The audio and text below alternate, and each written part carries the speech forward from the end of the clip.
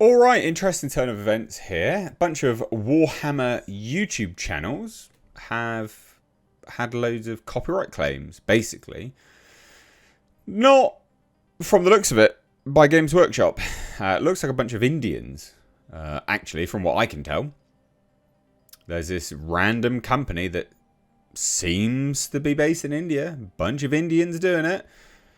And they're doing copyright claims. Now, whether that's to get residual income or for some other nefarious reasons, I don't know. Not overly sure. No idea. But I would advise, if I was these YouTube channels, to fight them. Go all the way. Appeal. And go again and again and again. Because they have to take you to court at a certain point, and I don't think that they would. I could be wrong, but I don't think that they would, from what I can tell from my research into this. So let's take a look, because this is interesting. I've done some Warhammer lore, so this caught my attention, because I'm like, oh, this could be me. This could be me on the chopping block. What's going on? But as they say in this article, several Warhammer YouTube channels have been deleted, with others facing imminent removal after receiving copyright strikes from a third-party organisation whose authority to act on behalf of Warhammer 40,000 IP owners Games Workshop remains unclear. So the strikes are not coming directly from Games Workshop, nor from YouTube itself.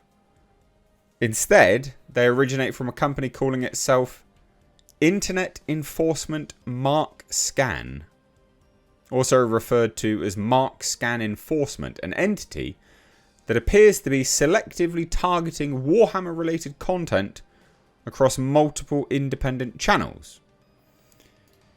So if the strikes are not reversed in time, some creators could stand to lose their channels entirely, and for the channel's automatic singer and grimdark narrator, it's already too late. Their channels were removed this week. So there's a pattern here. What makes this situation particularly alarming is the consistency of the enforcement. So the affected creators, the automatic singer, the Amber King, the grimdark narrator, all produce Warhammer-related material, but in different formats. Music, lore breakdowns, and narrated fiction are all being hit, but other non-Warhammer videos on the same channels remain untouched. So it is very singularly focused Warhammer stuff.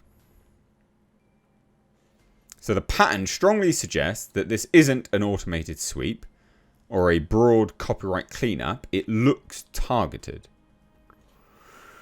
So for the automatic singer, the consequences have been especially severe. Despite running a multi-fandom channel, only his Warhammer 40k songs have been struck.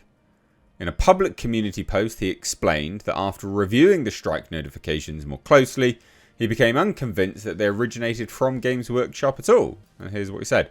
At first glance, it looks like the strikes were coming from Games Workshop, but when I actually looked at the emails, I'm not convinced they're from Games Workshop at all.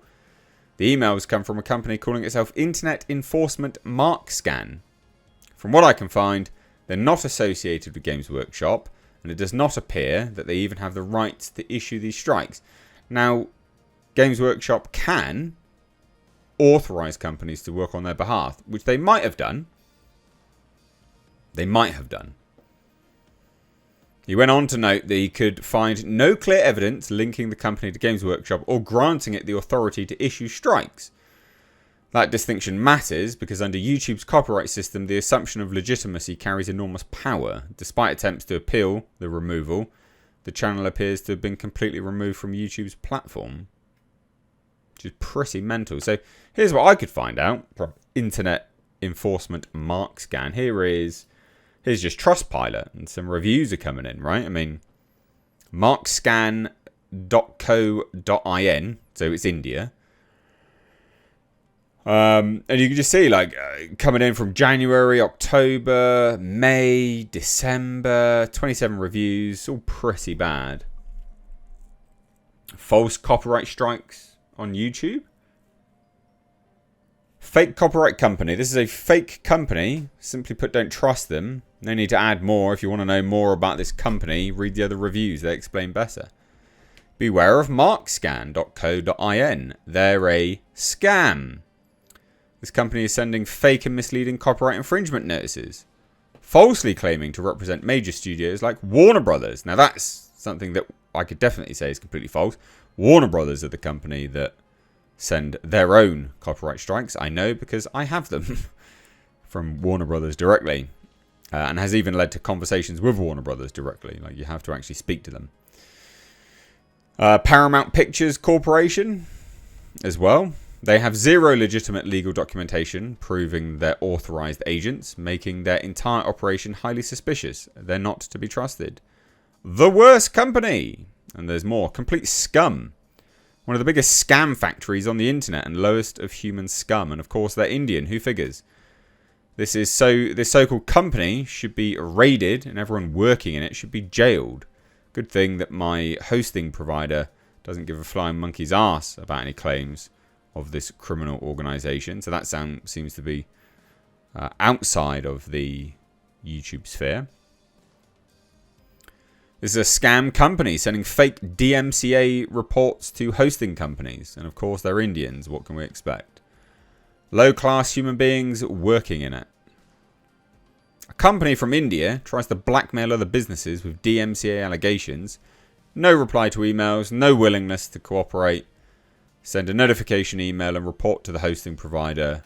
When will this damn company collapse? So it's quite interesting. It seems that they just did it with companies, right? Like other online businesses. And then they've moved their sort of MO to YouTube by the looks of it. Professional harassers, extortionists, blackmailers. They keep sending copyright infringement notices and won't stop unless you pay them. Because they obviously don't work for Sony LLC. Yeah, they won't.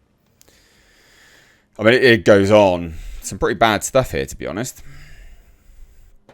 A bad company filed a false DMCA takedown request to a site which doesn't host any of the content shown. Utterly ridiculous. And this company should be taken down for filing these illegal requests. It's a fake takedown company. Spam company. They're abusing the takedown request. A single word on a YouTube video comment section and they'll submit a strike takedown request. They spam everywhere with the goal to damage your business to get what they want. They cannot provide any documentation when requested that they're authorized to do what they're doing on behalf of the company they claim they represent. They will not provide answers to any question you ask them. I've dealt with other takedown request companies in the past, and the majority of them handle the process professionally and work with you to get these issues resolved. This company, on the other hand, is abusive and you should avoid using them. They recently texted me with fake DMCA. What? Don't trust them. Do your job. They're scammers. Apparently got a Facebook page removed.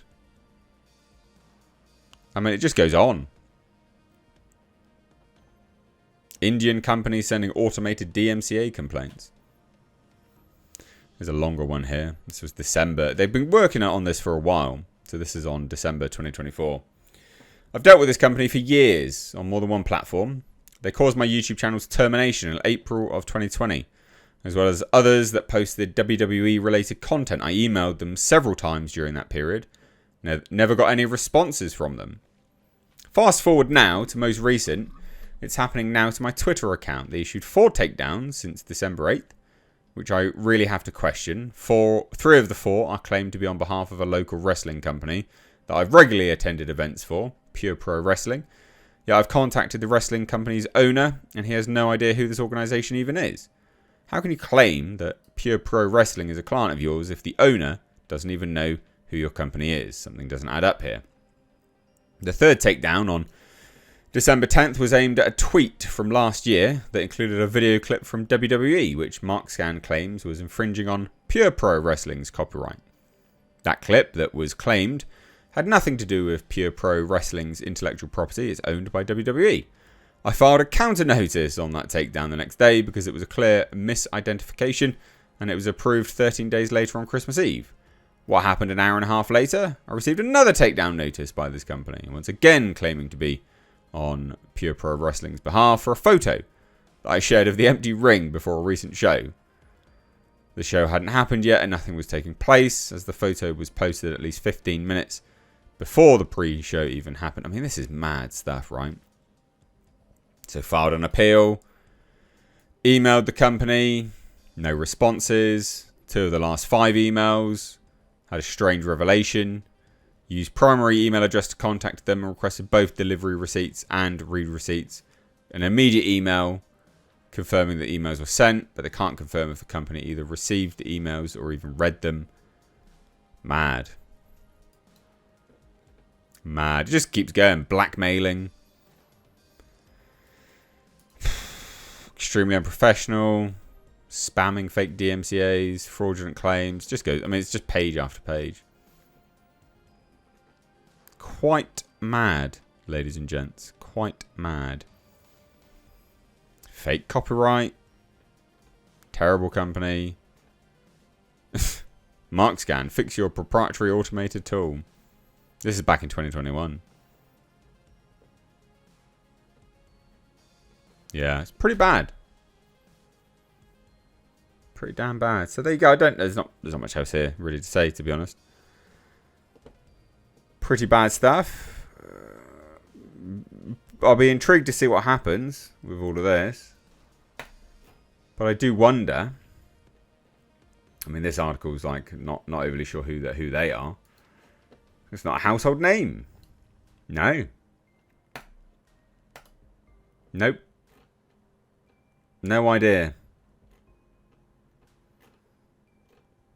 But YouTube, you should probably get it sorted, to be honest, because this ain't good. Anyway, there you go. Thoughts down below, I guess.